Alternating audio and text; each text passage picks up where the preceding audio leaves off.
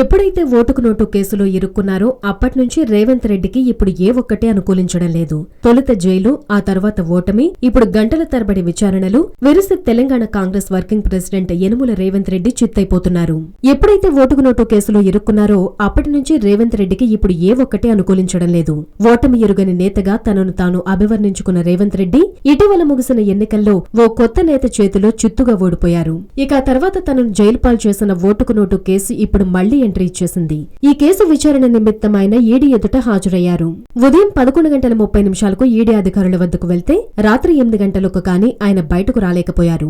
మొత్తంగా 8 గంటల పాటు ఈడీ అధికారులు సంధించిన ప్రశ్నలతో రేవంత్ రెడ్డి గొల్లయ్యారనే చెప్పాలి. ఈ విచారణ కూడా చాలా ఆసక్తికరంగా సాగినట్లుగా వార్తలు వినిపిస్తున్నాయి.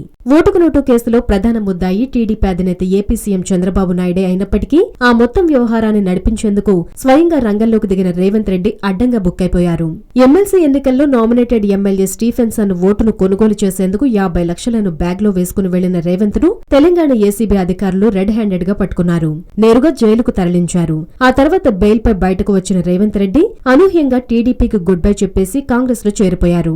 గడిచిన ఎన్నికల్లో టీఆర్ఎస్ ఓటమే లక్ష్యంగా పావులు కదిపిన రేవంత్ తానే ఓడిపోయారు.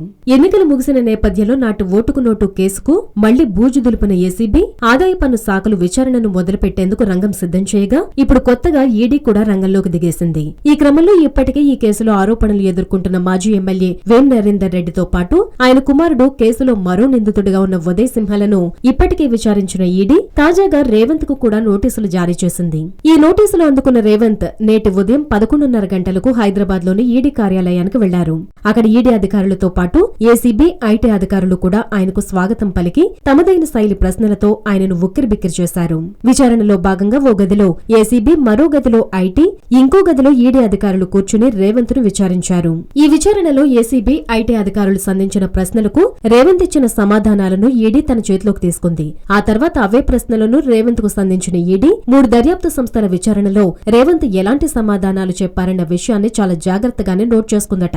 ఈ తరహా విచారణ 8 గంటల పాటు నాన్ స్టాప్ గానే కొనసాగినా మధ్యాహ్నం మాత్రం ఓ అరగంట పాటు రేవంత్ కు విశ్రాంతి ఇచ్చారట. ఒకే తరహా ప్రశ్నలు 3 దర్యాప్తు సంస్థల నుంచి బాణాల్లో దూసుకురావడంతో రేవంత్ కింద మీద పడ్డారట. స్టీఫెన్సన్ కు ఇచ్చిన 50 లక్షలు ఎక్కడివి, ఎవరిచ్చారు, ఏ మార్గాన్ని తీసుకొచ్చారు, స్టీఫెన్సన్ కు తర్వాత ఇస్తామని హామీ ఇచ్చిన 4.5 కోట్లు ఎక్కడి నుంచి సేకరించాలనుకున్నారు, అప్పటికే సేకరించి పెట్టారా, ఈ మొత్తం 5 కోట్లు ఎవరిచ్చారు తదితర ప్రశ్నలకు రేవంత్ సమాధానాలు చెప్పాల్సొచ్చిందట. మొత్తంగా 3 దర్యాప్తు సంస్థల అధికారుల నాన్ స్టాప్ గ్రిల్లింగ్ తో రేవంత్ గుల్లైపోయారన్న వాదన వినిపిస్తోంది. విచారణ ముగిసిన తర్వాత సినిమా ఇక్కడితోనే అయిపోలేదని, రేపు కూడా విచారణకు రావాల్సిందేనని ఈడీ అధికారులు రేవంత్ కు చెప్పి పంపారట. ఈ విషయాన్ని విచారణ తర్వాత మీడియాతో మాట్లాడిన సందర్భంగా రేవంతే స్వయంగా చెప్పారు. అధికారులు అడిగిన ప్రశ్నలన్నింటికి సమాధానాలిచ్చానని చెప్పిన రేవంత్ తన విచారణకు కేంద్రం, రాష్ట్ర ప్రభుత్వాలే కారణమని ఆరోపించారు. తనపై కుట్ర జరుగుతోందని, అందులో భాగంగానే ఈ విచారణకు తెరలేసిందని కూడా రేవంత్ చెప్పడం గమనార్హం. హలో, మిమ్మల్నే యోయో టీవీ యాప్ డౌన్లోడ్ చేసుకున్నారా? ఇంకా లేదా? మీ యాప్ స్టోర్ కి వెళ్ళి వెంటనే డౌన్లోడ్ చేసుకోండి.